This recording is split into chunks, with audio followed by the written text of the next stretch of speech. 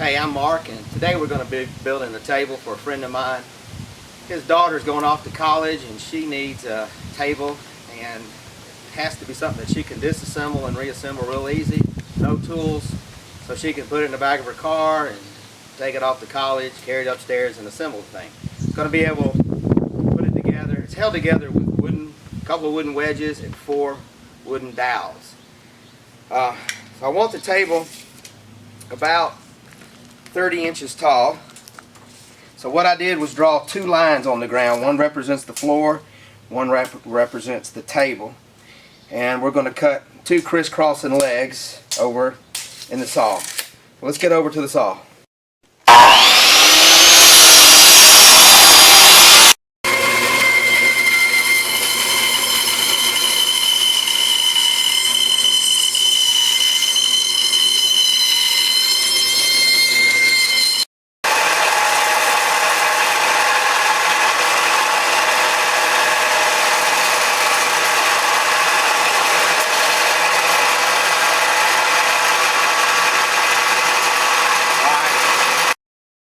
Alright, well, we got our legs cut and laid out on the floor. My popped lines, you can see the bottom, both sides. And what I'll do is take a pencil and draw where the boards intersect, and I'll have to dado them out to where they notch into one another and fit flat together. So we get the table saw set up. Alright, next thing we want to do is take the regular saw blade and cut the lines. We're only cutting half of the depth. Cut each side, and then we'll come back and dado and remove all the middle section. I built the jig, screwed a board onto my slide, hold it at the right angle. It's about 8 degrees, and we'll line up with the mark.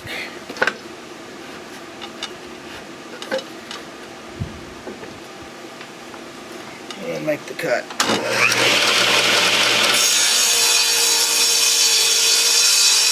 Alright, I got the 2 just sitting next to each other, and I put a level on them. It's a teeny bit off. You can see how it didn't match up real good, so I'm just going to take a pencil, scribe a line here, and take it to the saw and make them match perfect. Alright, next thing we want to do is find the center. Make a real light X mark, and we're going to drill a 1 3/4 inch hole all the way through it.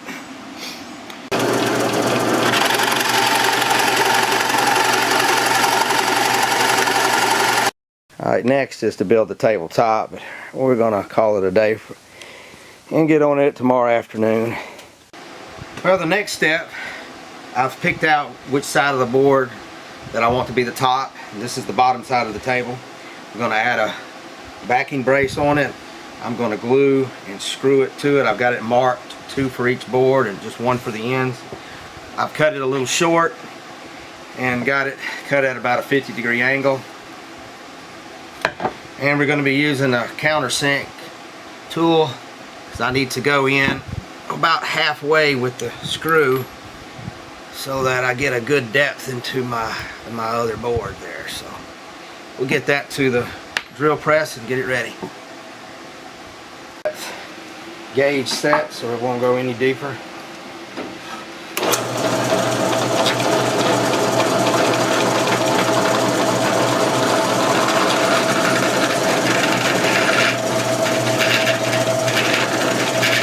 Well, we're ready to put the glue out. I got 2 lines drawn so I don't get the glue where it doesn't belong. That ought to be plenty. Board lined up.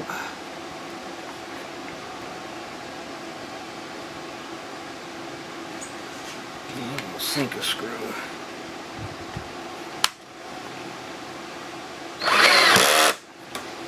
That feels good. We're going to attach this board. I've already cut it to length to match this shape in the bandsaw. We'll glue it down. I got 2 lines drawn at basically 9 inches over.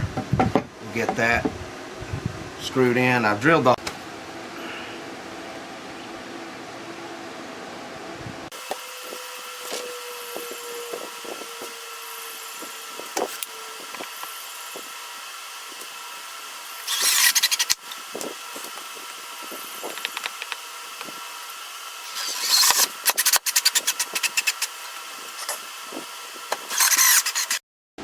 Alright, while the glue's drying on that, we'll work on our cross beam and glue the dowel into it.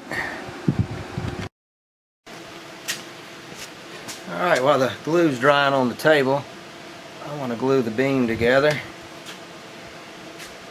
We're going to rip it in the table saw to get rid of the lines, get rid of the seam.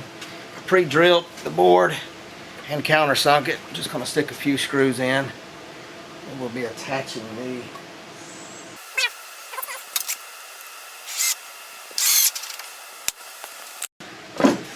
table saw. I want to take off about 1/8 of an inch or so on each side to try to hide that line there.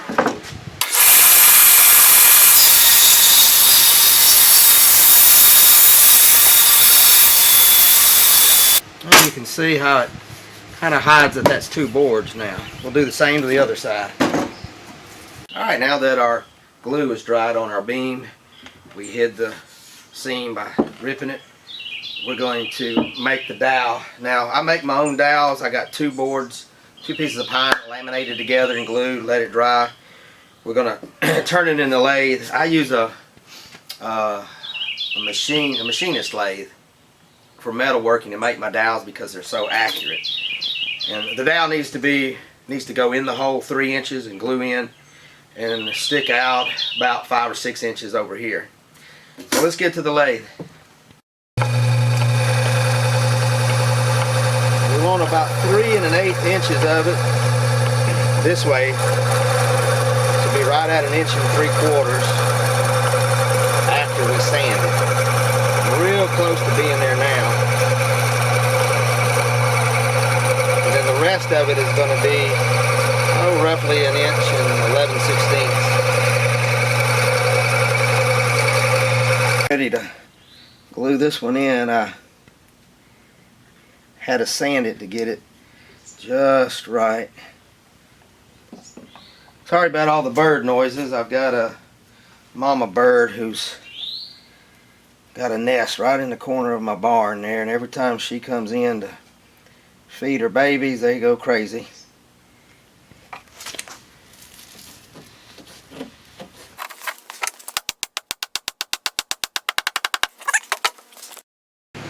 Alright, next we've got to cut the slot out where the wooden wedge will go through that holds all this together. I'm using a 5/8 inch Forstner bit.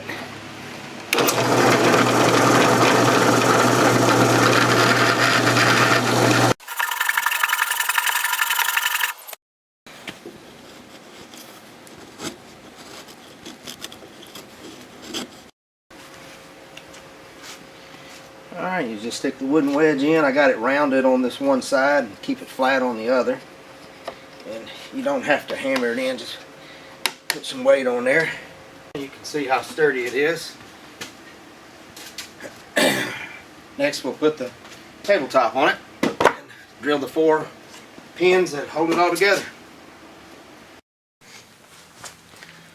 Well, next we're going to drill a 1 inch hole, roughly 2 inches over and 2 inches up.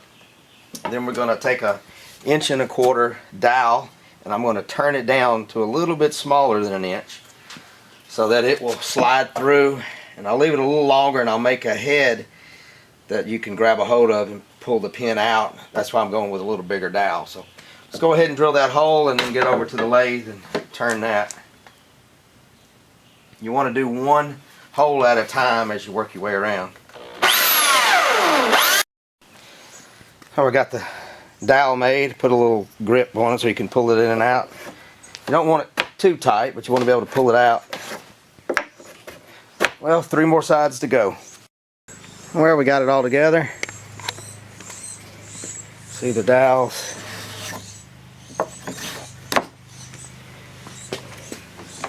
It's real rigid. I'll get it flipped over, and then next is to get it all sanded, and I have a sanding trick I'm going to show y'all, and we'll pick out which stain we want. I've got a sample here of some store-bought stains as well as some homemade stains that I make myself. So we got to give it a good sanding. You can see, you can simply pull the pins.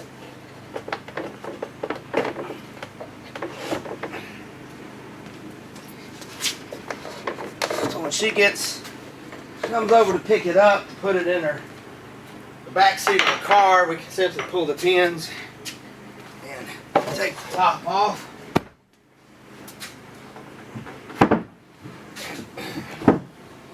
Drive up the wedges.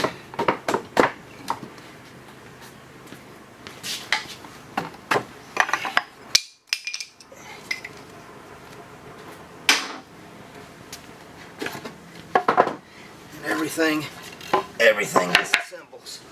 Now I have everything labeled so that it all comes back together. It will only go together one way.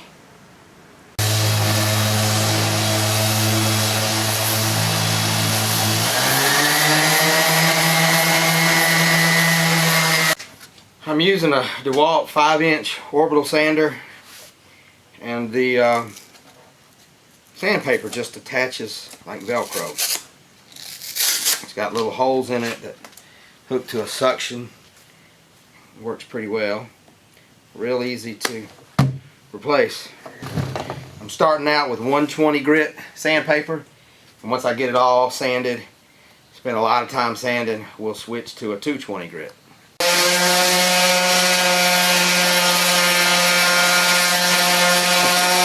I'm going to show y'all a little trade secret. Most people, after they sand it, they stain it. But if you take a wet cloth and you wipe the wood, the water in the rag makes the grain stand up, kind of like spiking your hair. And then after it dries, it only takes a short time, you sand it again real lightly with a 220 grit sandpaper.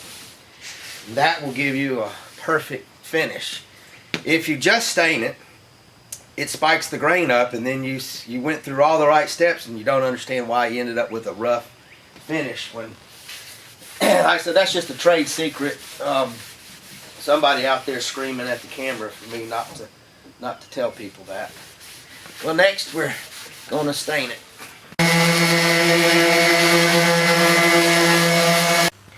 We're using an ebony stain. That's what she picked out. The legs and all the structure I didn't sand and pre-wet and re-sand like I did the tabletop. She wants to leave it a little more rustic. So we'll get it all stained up. Now the legs I have numbered where they go and on the table. This is the number 4. And I put a little bit of the clear coat over it so that it wouldn't stain as much. It won't be seen. It'll be hidden by the other piece of wood, so that you'll know how to put it together, because this isn't mass produced. I only make one at a time, and I don't jig it out to where it's a universal piece, so it only goes together one way. I like to stain the entire table, even the parts you don't see, because the stain is also a wood sealer. Now, this table is almost 6 foot. It's 59 inches by 33 inches. The friend of mine's daughter, I'm building it for her. She's going to be using it in college. There's going to be a few girls renting a house, and they needed a table to eat off of as well as to do homework on. And so that's why I did it this size. I could make it smaller or bigger. It's just up to you.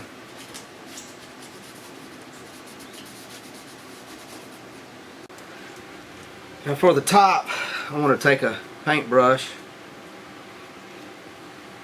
and stick it down in that groove so that when you look down in the groove you see it's stained. And we'll immediately take the rag and wipe all that in.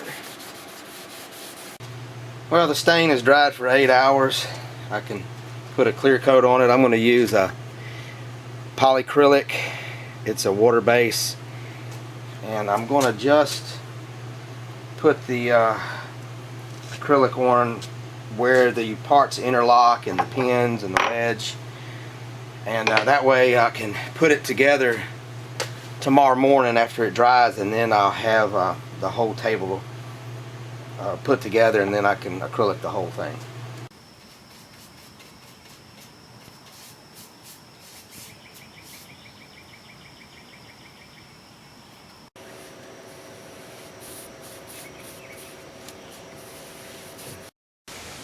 Well, there's the finished product. I only put one coat of the finish on there because I didn't want it to be real shiny. You put about 3 coats on there and it gets really shiny, and that's not the look that she was wanting. She wanted it to be more rustic. You can see the wedge and the pins that hold it all together. Appreciate y'all watching. Thanks.